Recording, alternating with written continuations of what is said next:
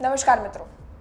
નિર્લિપ્ત રાય આપણે અનેકવાર આ વ્યક્તિ પર વાત કરી ચૂક્યા છે અને આજે ફરી એકવાર વાત કરવા આવી છું આપ સમક્ષ. એટલે કે નિર્લિપ્ત રાયે કંઈક કર્યું જ હશે. તમને પણ એવું જ લાગતું હશે ને, એવું જ છે.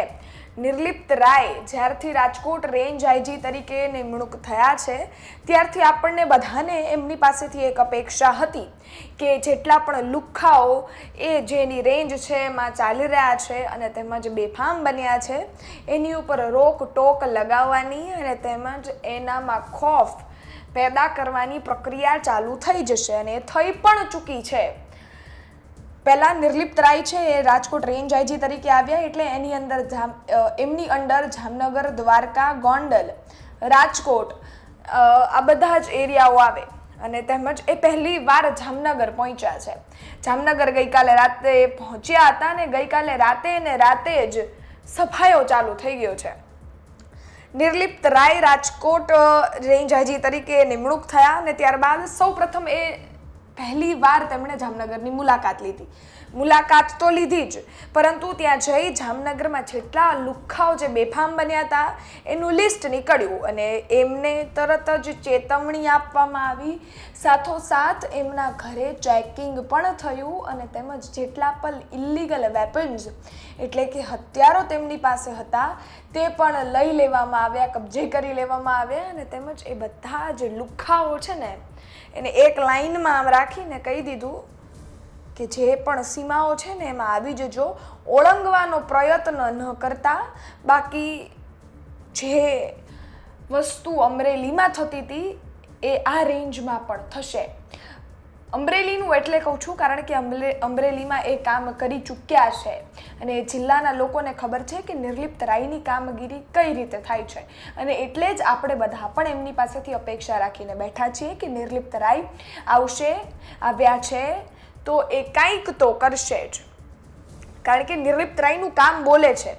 નિર્લિપ્ત રાય જ્યાં પણ જાય છે ત્યાં એ એરિયામાં ખૂબ શાંતિ થઈ જાય છે અને હવે જેટલા પણ લોકો ત્યાં ખંડણીઓ કરે છે, આ બધી જ વસ્તુઓ કરે છે ને એમની ઉપર પણ કામગીરી ચાલુ થઈ છે. એ જે આરોપીઓ છે એના ઘરનું ચેકિંગ થયું હતું ને બાંધકામ પણ ક્યાંક ઇલીગલ હશે, છે જ, હતું જ.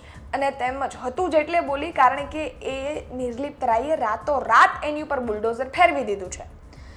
જી હા, જેટલા પણ ઇલીગલ બાંધકામ ત્યાં કરવામાં આવ્યા હતા અને સાથે જ એ એવા બાંધકામ હતા જે આરોપીઓના એટલે લુખ્ખાઓના હતા જેમની ઉપર કાયદેસર લિસ્ટ બોલે છે કે એને આ ગુનાહિત પ્રવૃત્તિ કરી છે અને એવા જેટલા પણ લોકો છે અને એના ગેરકાયદેસર રીતે બાંધકામ છે એને ત્યારે જ બુલડોઝર ફેરવી ડિમોલેશન કરી નાખવામાં આવ્યું છે ને તેમજ ત્યાં સફાયો થઈ ચૂક્યો છે. જામનગરમાં હવે લુખ્ખાઓ છે એને ખોફ હશે જ કારણ કે એ લોકોએ ટ્રેલર જોઈ લીધું છે. હવે એ લોકો એવી આશા રાખે છે કે અમે પિક્ચર ન જોઈએ, પરંતુ એ લોકો એવી કામગીરી કરશે.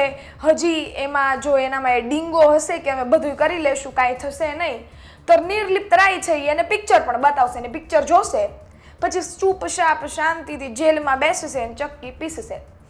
આવું ન થાય, અત્યારથી જ શાંત પડી જાય એવી આશા. નિર્લિપ્ત રાય પિક્ચર ન બતાવે એવી પણ આશા. એ આરોપીઓ જેટલા પણ બેફામ છે એને એવી અત્યારથી જ કહેવાય કે ચેતવણી કે શાંત થઈ જજો.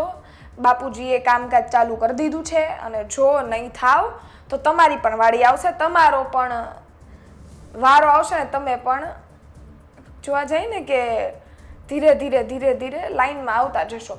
બરોબર? એટલે હવે જામનગરનો સફાયો થયો, આશા રાખીએ કે જામનગરમાં હવે શાંતિ રહે.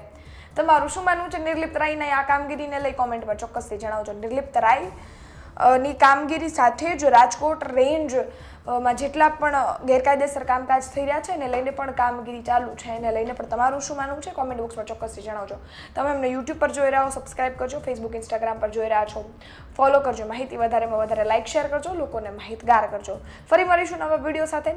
ત્યાં સુધી રજા આપો. ધન્યવાદ. જય હિન્દ, જય ભારત.